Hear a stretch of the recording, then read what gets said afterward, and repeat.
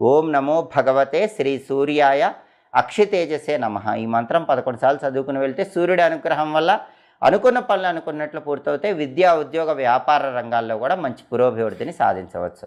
అలాగే ఆదివారం కాబట్టి ఉదయం 6 నుంచి 7 మధ్యలో, మధ్యాహ్నం 1 నుంచి 2 మధ్యలో, రాత్రి 8 నుంచి 9 మధ్యలో రవిహోర ఉంటుంది.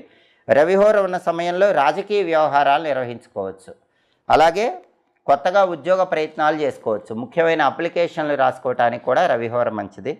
అలాగే సన్మానాలు చేయించుకోవటానికి రవిహోర మంచిది. ప్లేడర్లను కలుసుకోవటానికి, వైద్యులను కలుసుకోవటానికి, వాళ్ళ సూచనలు తీసుకోవటానికి రవిహోర చాలా మంచిది. అలాగే చట్ట సంబంధమైనటువంటి వ్యవహారాలన్నీ కూడా నడుపుతారు కాబట్టి రవిహోరలో విశేషమైనటువంటి ప్రయోజనాలు చేకూరుతాయి. కాబట్టి రవిహోరలో ఎప్పుడైనా చట్ట సంబంధమైనటువంటి వ్యవహారాలకు చాలా అద్భుతమైనటువంటి టైంగా చెప్పుకోవాలి.